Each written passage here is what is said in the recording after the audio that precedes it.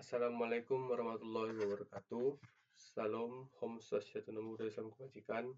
Perkenalkan, nama saya Giri Nasabi Prawira dengan NIM 1B1220025, mahasiswa semester 6 dari Prodi Ilmu Pemerintahan, Fakultas Hukum, Universitas Jambi. Di sini saya akan memaparkan materi artikel dari kelompok kami yang telah kami buat pada MK Kepemimpinan Pemerintahan yang berjudul Implementasi Tipe-Tipe Kepemimpinan dalam Meningkatkan Kinerja dan Efektivitas Organisasi berdasarkan tinjauan sistematis literatur review. Yang pertama, termasuk ke pendahuluan. Kepemimpinan merupakan salah satu faktor yang membentuk dan membantu orang lain untuk bekerja dan antusias mencapai tujuan yang direncanakan dalam kaitannya dengan keberhasilan organisasi. Dalam kenyataannya, para pemimpin dapat mempengaruhi moral dan kepuasan kerja, loyalitas kerja, keamanan, kualitas kehidupan kerja, terutama tingkat prestasi suatu organisasi. Hakikat seorang pemimpin dalam suatu organisasi memiliki peran yang sangat penting dan strategis. Pemimpin tidak hanya bertindak sebagai pengambil keputusan, tetapi juga menjadi tokoh sentral yang mempengaruhi arah dan keberlangsungan organisasi. Keberhasilan atau kemunduran suatu organisasi sangat bergantung pada kualitas kepemimpinan yang ditunjukkan. Seorang pemimpin yang mampu mengatur, mengarahkan, serta membimbing bawahannya dengan baik akan menciptakan lingkungan kerja yang produktif dan harmonis. Partisipasi aktif seorang pemimpin dalam upaya kemajuan organisasi juga menunjukkan bahwa ia memiliki kompetensi dan kecakapan dalam memimpin. Kepemimpinan dalam organisasi menjadi titik sentral dalam pengambilan keputusan, pembentukan budaya kerja, dan penggerak utama dalam proses pencapaian tujuan bersama. Dalam berbagai sektor, baik publik maupun pendidikan, kepemimpinan hadir sebagai pendekatan dan gaya yang berbeda, tergantung pada konteks dan kebutuhan organisasional. Penelitian sebelumnya telah menunjukkan bahwa efektivitas suatu organisasi tidak hanya ditentukan oleh sumber daya manusia dan teknologi, tetapi juga oleh bagaimana kepemimpinan dijalankan oleh pemangku kebijakan. Selanjutnya, ada metodologi penelitian. Yang pertama ada jenis penelitian. Penelitian ini menggunakan pendekatan studi literatur sebagai teknik utama dalam pengumpulan data. Studi literatur dilakukan dengan mengkaji berbagai sumber tertulis seperti buku-buku akademik, artikel jurnal ilmiah, laporan penelitian, dan dokumen lain yang relevan yang membahas tipe-tipe kepemimpinan dan hubungannya dengan peningkatan kinerja serta efektivitas organisasi. Dalam penulisan jurnal ini, peneliti mengumpulkan dan menelaah literatur yang membahas secara spesifik implementasi berbagai tipe kepemimpinan seperti kepemimpinan transpersonal, transaksional, demokratis, karismatik, dan militeristik dalam konteks organisasi pendidikan, pemerintahan, dan bisnis. Sumber-sumber ini dianalisis untuk menemukan pola-pola, kesenjangan, serta temuan yang konsisten maupun yang paling bertentangan terkait pengaruh kepemimpinan terhadap kinerja dan efektivitas tim atau organisasi. Studi literatur ini tidak hanya memberikan kerangka teori yang kokoh, melainkan juga membantu peneliti dalam mengidentifikasi kekurangan atau keterbatasan dari studi sebelumnya, sehingga dapat digunakan sebagai dasar untuk merumuskan rekomendasi atau arah penelitian selanjutnya. Dengan menggabungkan berbagai sudut pandang dan temuan dari sumber yang kredibel, penelitian ini bertujuan untuk menyusun sintesis ilmiah yang komprehensif tentang bagaimana tipe-tipe kepemimpinan diimplementasikan secara efektif dalam berbagai organisasi dan hasil dari beberapa sumber yang ada. Selanjutnya, yang kedua adalah teknik analisis data. Teknik analisis data dalam penelitian ini menggunakan model Mas dan Haberman yang terdiri dari 3 tahapan, yaitu reduksi data, penyajian data, dan penelitian kesimpulan. Data yang dikumpulkan berasal dari artikel ilmiah, jurnal, dan sumber tertulis lainnya yang relevan dengan implementasi tipe-tipe kepemimpinan dalam meningkatkan kinerja dan efektivitas organisasi. Data tidak relevan disaring pada tahap reduksi, lalu disusun secara sistematis dalam bentuk naratif pada tahap penyajian, dan selanjutnya dianalisis secara mendalam, kritis, serta sistematis untuk kemudian ditarik kesimpulan yang menggambarkan pola, temuan, serta kontribusi teoritis dari studi literatur yang telah dikaji. Selanjutnya ada analisis dan pembahasan. Dari 20 artikel yang kami saring, menunjukkan bahwa dari 20 artikel tersebut, terdapat keberagaman dalam implementasi gaya kepemimpinan yang diterapkan dalam berbagai konteks organisasi. Namun, semuanya memiliki orientasi yang sama, yakni meningkatkan kinerja dan efektivitas institusi. Dari keseluruhan artikel tersebut, sebanyak 5 artikel menerapkan gaya kepemimpinan demokratis, 4 artikel mengkaji kepemimpinan transformasional, dan 3 artikel membahas kepemimpinan situasional. Sementara itu, 2 artikel secara spesifik menyoroti gaya kepemimpinan militaristik, 2 artikel lainnya menekankan pada kepemimpinan paternalistik, dan 1 artikel mengangkat kepemimpinan karismatik. Selain itu, terdapat 3 artikel tambahan yang berfokus pada pengaruh kombinasi berbagai tipe kepemimpinan terhadap variabel organisasi seperti budaya kerja, motivasi, dan kinerja pegawai, tanpa menitik beratkan pada suatu kepemimpinan gaya tertentu. Selanjutnya ada tipe-tipe gaya kepemimpinan. Yang pertama ada kepemimpinan demokratis.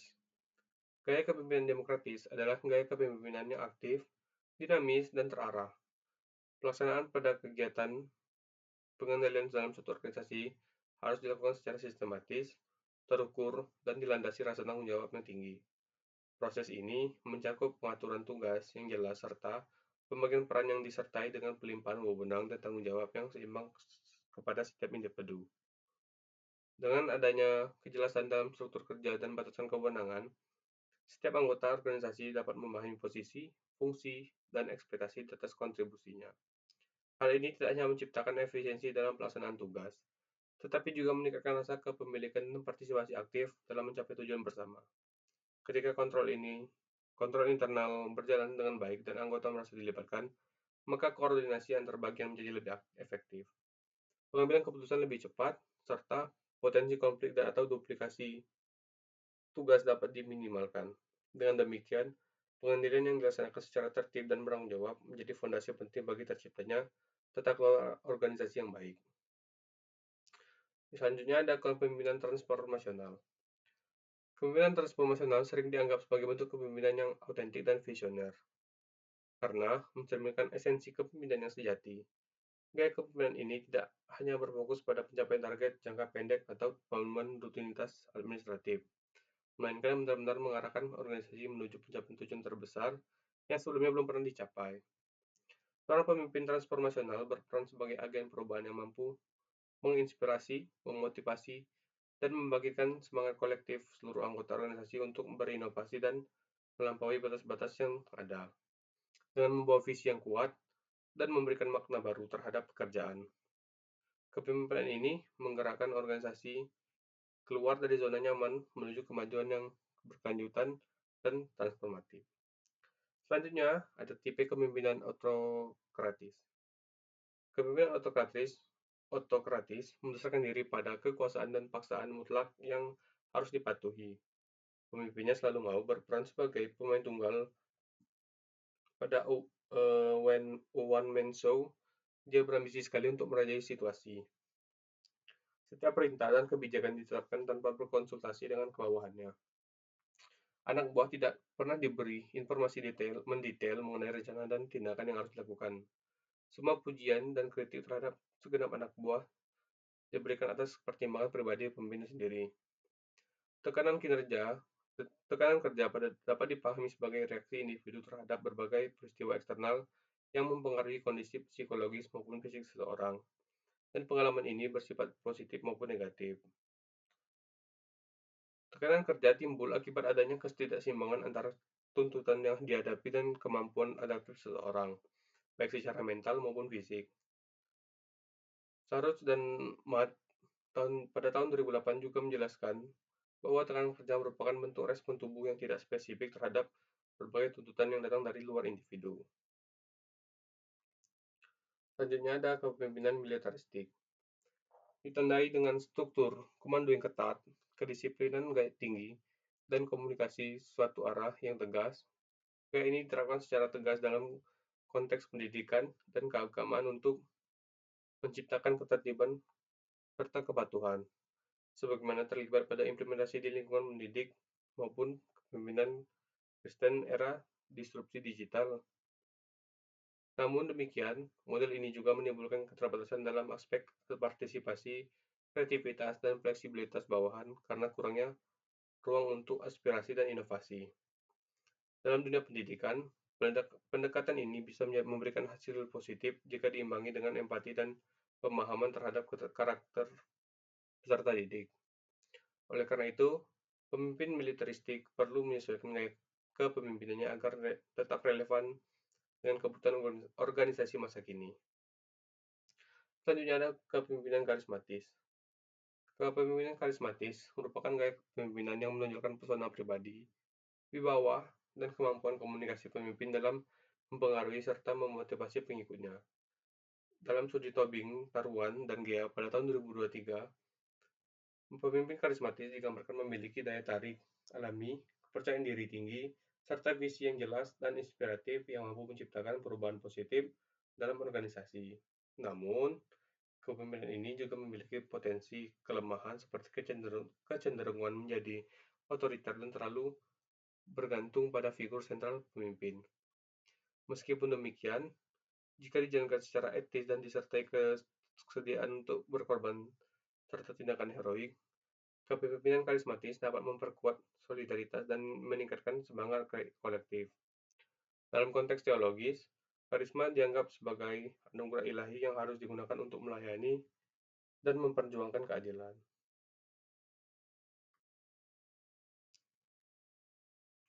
Selanjutnya kesimpulan. Berdasarkan temuan tersebut, dapat disimpulkan bahwa tidak ada satu tipe kepemimpinan yang paling ideal untuk semua situasi. Pemilihan gaya kepemimpinan yang tepat harus mempertimbangkan karakteristik organisasi, budaya lokal, serta kebutuhan dan kondisi sosial yang dihadapi seseorang. Pemimpin yang efektif adalah mereka yang mampu menyesuaikan gaya kepemimpinannya secara fleksibel dan kontekstual, dengan tetap memprioritaskan komunikasi, kolaborasi, dan nilai-nilai moral sebagai dasar dalam menjalankan kepemimpinannya. Kepemimpinan merupakan faktor kunci yang sangat menentukan dalam keberhasilan sebuah organisasi, baik di sektor pemerintahan, pelayanan publik, maupun pendidikan. Berdasarkan hasil kajian literatur sistematis, ditemukan bahwa berbagai tipe kepemimpinan seperti demokratis, transformasional, suportif, spiritual, karisma, hingga militeristik memiliki pengaruh signifikan terhadap peningkatan kinerja, motivasi, partisipasi, dan semangat kerja individu maupun kelompok dalam organisasi. Kepemimpinan demokratis yang menekankan pada partisipasi aktif bawahan dalam proses pengambilan keputusan terbukti mampu meningkatkan keterlibatan rasa tanggung jawab kolektif dan keharmonisan antara pemimpin dan bawahan. Sementara itu, kepemimpinan transformasional memberikan dorongan motivasional yang kuat melalui visi inspiratif dan pendekatan individual pada anggota organisasi, sehingga mampu meningkatkan kinerja, loyalitas, dan inovasi.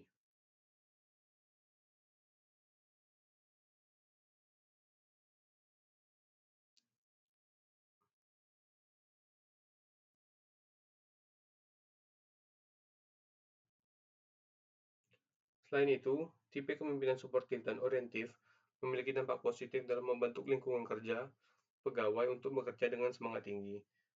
Kepemimpinan spiritual, terutama dalam lembaga pendidikan Islam, juga sangat penting karena menanamkan nilai-nilai religius, etika, dan tanggung jawab yang memperkuat ikatan emosional serta membangun budaya kerja yang bermakna.